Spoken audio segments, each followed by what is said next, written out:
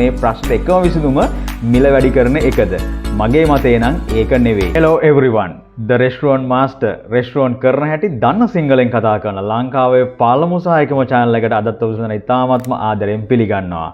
ඔබ දන්නවා මේ දවස්වල මේ ලෝකයේ තියෙන තත්ත්වයත් එක්ක ඒකේ ලොකුම බලපෑම ලංකාව වගේ රටවල් වලට වෙලා තියෙනවා. විශේෂයෙන්ම අපේ රටවල් වල සෑම දෙයක්ම මේ අවස්ථාව වෙනකොට මිල ඉහළ ගිහිලා තියෙන්නේ. ඉතින් මෙන්න මේ වගේ අවස්ථාවකදී ගොඩක් මේ රෙස්ටුරන්ට් කරන අය කරන ලොකුම දේ තමයි ඉක්මනටම මිල ඉහළ දාන එක. ඒ කියන්නේ තමන්ගේ මෙනු එකේ මිල ගණන් වැඩි කරන එක තමයි කරන්නේ. එතකොට මේ ක්‍රමෙන් විතරක් මේ ප්‍රශ්نين අපිට ගොඩ එන්න පුළුවන්ද? එහෙම නැත්නම් මේ ප්‍රශ්නෙට එකම විසඳුම මිල වැඩි කරන එකද? මගේ මතය නම් ඒක නෙවෙයි. මොකද මේ වගේ වෙලාවක අපිට මේ ව්‍යාපාර කරගෙන යන්න අමාරුයි වගේම අපහසුයි වගේම මේ වගේ මිලදී ගන්න පාරිභෝගිකයන්ටත් ඇත්තටම මේ අවස්ථාව අමාරුයි. ඒ කියන්නේ ඒ කට්ටියගේ මිලදී ගැනීමේ හැකියාව පොඩ්ඩක් අඩු වෙලා තියෙන්නේ. මෙන්න මේ වගේ වෙලාවක අපි මිල වැඩි කළොත් එහෙම පාරිභෝගිකයන් තවත් අධෛර්යමත් වෙලා ඔබගේ ව්‍යාපාරයට විකුණුම් අඩු වෙනට හැකියාවක් තියෙනවා. ඒ නිසා මේ වෙලාවේ කරන්න ඕන හොඳම දේ තමයි අපි මේ පොඩ්ඩක් විතර මේ මාජින් එක අඩු කරගෙන බිස්නස් එක ඉස්සරහට කරගෙන යන එක. හැබැයි මේ මාජින් එක අපි තියාගන්න මාජින් එකෙන් අපේ ව්‍යාපාරය කරගෙන යන්න බැරි තත්ත්වයක් තියෙනවා නම් අපිට ඒකට සුදුසු ක්‍රියාමාර්ග අරගන්න වෙනවා. එහෙම නැත්නම් මිල වැඩි කිරීමට කරන්න සිද්ධ වෙනවා.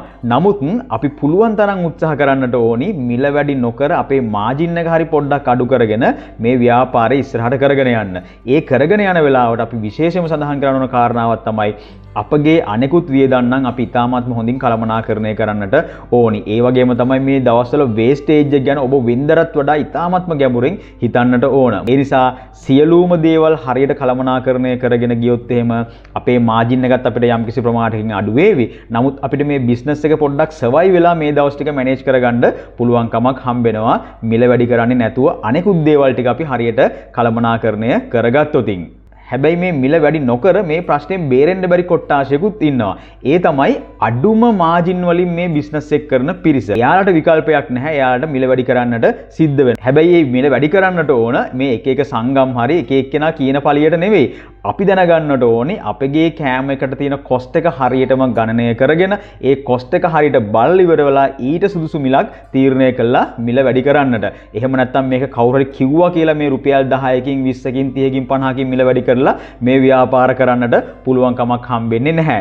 ඒ නිසා මෙන්න මේ විදිහට ඔබ හරියට කළමනාකරණය කරගෙන මේ වැඩේ කළොත් එහෙම පාරිභෝගිකයව ජයග්‍රහණය කරගෙන ඔබගේ ව්‍යාපාරයත් ඉදිරියට කරගෙන යාමට හැකියාවක් ලැබෙනවා. එහෙනම් මේ වගේ වැදගත් වීඩියෝ එකකින් හමු වෙන බලාපොරොත්තු ඇතුව අදට මම සමු ගන්නවා. මම ලක්මාල් පතිරත්න.